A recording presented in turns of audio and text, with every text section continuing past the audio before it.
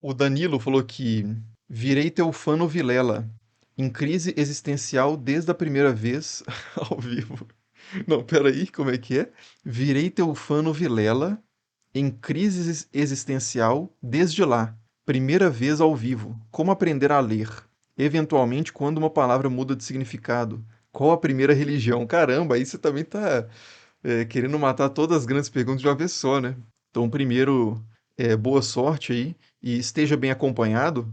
É sempre muito importante nesses momentos de crise existencial. Procure boas companhias. A jornada é dura, mas é importante. E seja bem-vindo aí, primeira vez ao vivo. Como aprender a ler? Como ler melhor? Eu diria que lendo. Tem um livro que o pessoal recomenda muito, que eu acho que é um livro que traz conselhos muito interessantes de leitura, mas que eu não sei se me impactaram muito, assim. Então, no fim das contas, eu acho que ele é muito bonito, muito bonitinho, assim, muito bem organizado, tem muitas ideias interessantes, muitos exercícios. No fim das contas, eu não sei se mudou muito minha leitura, não, mas eu vou recomendar como uma recomendação que é frequente, que é o Como Ler Livros, ou como é How to Read a Book, né? Mas eu acho que tem em português, acho que ficou como Ler Livros, do Mortimer Adler, e de um coautor que eu não lembro agora o nome. Esse é um livro que ele é um livro especificamente sobre formas de leitura, né? Então ele fala sobre diferentes tipos de leitura, propõe exercícios de leitura, enfim, leitura analítica, da leitura. Como é que é? Eu esqueci o nome da primeira. Mas são diferentes tipos de leitura, até a chamada leitura sintópica, né? Que é uma leitura que você lê várias coisas ao mesmo tempo sobre o mesmo tema. Então pode ser que te ajude. Então fica aí essa recomendação. Mas eu acredito que você aprende a ler lendo. Quanto mais você ler, mais repertório você vai tendo, e aí o próximo livro que você lê, você já não lê sozinho, você lê na companhia dos livros que você já leu, né? Então a leitura ela fica cada vez mais rica quanto maior for o seu repertório. O seu repertório vai aumentando quanto mais você lê. E aí, uma dica que eu te dou, que eu acho que é uma dica. Essa é a dica, assim, pra mim é a dica número um, que funciona pra mim, pelo menos, leia as coisas que genuinamente te interessam. Então, tipo assim, tô fissurado por história da filosofia. Aí o cara compra uma coleção em 5 volumes de história da filosofia, dos pré-socráticos aos pós-modernos, e começa a ler os pré-socráticos que ele acha um saco. Ele é interessado mesmo em Nietzsche, sei lá. E aí ele larga o negócio antes de chegar naquilo que de fato interessava e mata o interesse, né? Então, se você gosta de Nietzsche, vai direto em Nietzsche. Se você gosta de Kant, vai direto em Kant. Se você gosta de Hegel, vai direto em Hegel. Boa sorte. Se você gosta enfim, de Kierkegaard, vai direto. E aí, pô, você vai pegar esse livro, lute contra esse livro, né? Leia tentando entender, se esforce, porque essas leituras tendem a ser difíceis, né? Mas se esforce para entender, seja generoso com o autor também, tipo assim, não descarte. Se você lê uma coisa num livro de filosofia de um autor celebrado e você pensa assim, pô, mas que bobagem, calma. Pensa assim, não, esse cara é um gênio, deixa eu ler esse cara até perceber a genialidade dele. Né? Dê essa chance, porque pô, esses caras celebrados não são celebrados à toa. É claro que eles não são. Não há uma inerrância filosófica em nenhum deles. E pode haver de fato muita bobagem em textos filosóficos. Mas não parta desse pressuposto. Se esforce e seja generoso na leitura, considere que o autor realmente tem algo para que ele entendeu de uma forma espetacular e tem isso para compartilhar, e tente sair maior da leitura do que você entrou, né? E aí eu digo sempre isso também, né? Que a diferença entre o sábio e o tolo é que o sábio ele consegue aprender até com o tolo, e o tolo não consegue aprender nem com o sábio, né? Então acho que a sabedoria tem muito a ver com a sua capacidade de aprender e a sua disposição para aprender, né? Então, essa é a minha recomendação de leitura. Vá direto no que de fato te interessa, não desista na primeira dificuldade do texto, e se você achar interessante, busque as leituras auxiliares. Por exemplo, comecei a ler, me interessei muito por Spinoza. Aí você começa a ler o Tratado Teológico Político do Spinoza. Aí você começa a achar muito difícil, pegue um livro sobre Spinoza, como por exemplo um livro Forjado no Inferno, que é uma biografia do Spinoza escrito pelo Stephen Nadler, e leia paralelamente ao Tratado Teológico Político. Vai na leitura auxiliar, sentiu que tá fazendo mais sentido, fez mais sentido essas ideias de Spinoza, não caia na tentação de continuar na leitura auxiliar. Se você já sentiu que esclareceu bastante aquilo que você estava lendo, volte para o texto difícil, que geralmente é mais rico. E aí, sentiu dificuldade de novo, volte para a leitura auxiliar, entendeu? Não se contente com leituras de comentadores. Não vai estudar Kant lendo texto sobre Kant. Leia o próprio Kant.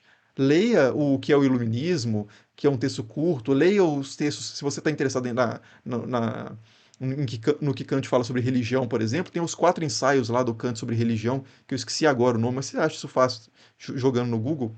São 4 ensaios curtos sobre religião do Kant que são muito interessantes. Leia diretamente as fontes primárias. Tá difícil? Busque leituras auxiliares, né? Como entender Spinoza. Pegue esses livrinhos para dar uma ajudada, mas volte sempre à matéria bruta, né?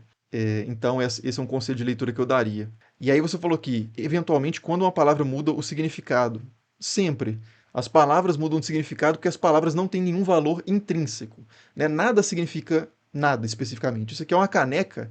Por que a gente chama isso de caneca, né? E um brinde aí ao caneca, sempre doando membros aí. Eu vi que ele mandou mais uns membros aí já no início da live.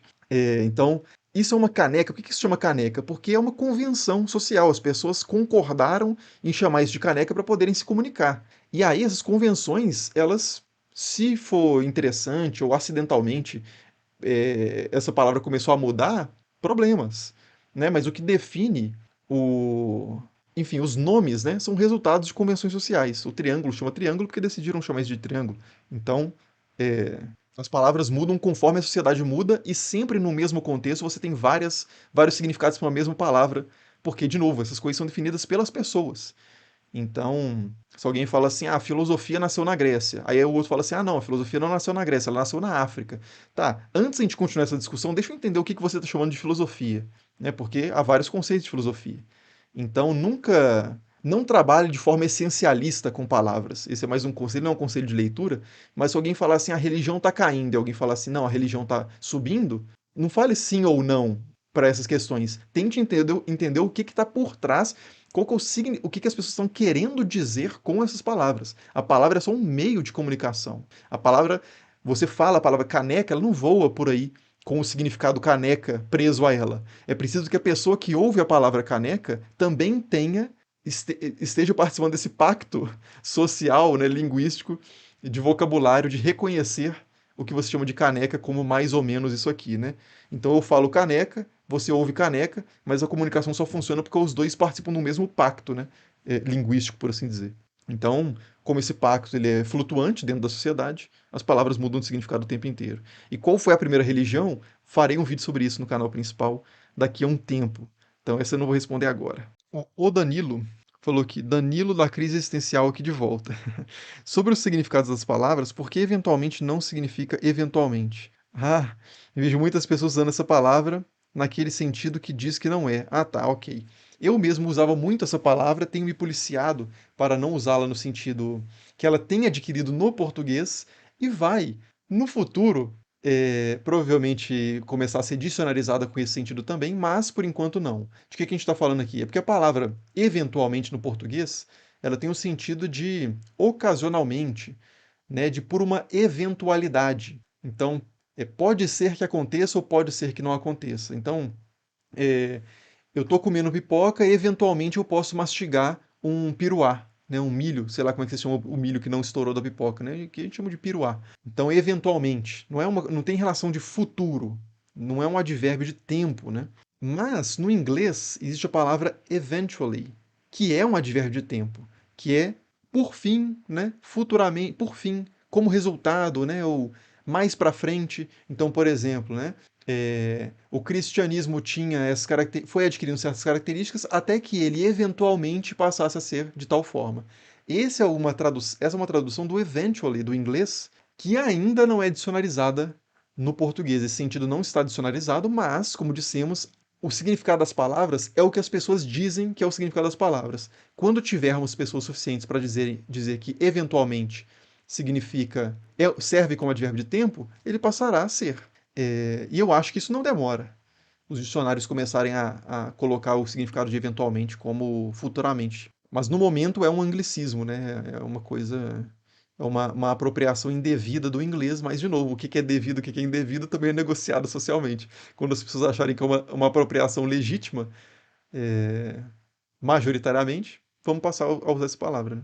Mas, então, revisando, né? Eventualmente no português tem o sentido de ocasionalmente, de por uma eventualidade, e não tem o sentido temporal. Mas no inglês, eventually tem, e a gente acaba absorvendo muito da cultura e da língua, né? Dos Yankees, assim como deletar, né?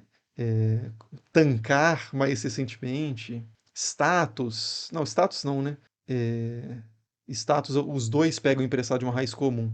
O deletar, inclusive, tem uma raiz também que é latina, mas o significado do deletar no português não vem do latim, vem do inglês. No latim significa uma coisa diferente. Enfim, uma infinidade, né, de termos que a gente pega do inglês. Sim, eventualmente entrará no dicionário. É um falso cognato, né? Exatamente, Daniel. Parece, mas não é, né? Até que seja. Até que passe a ser. Resetar, isso aí.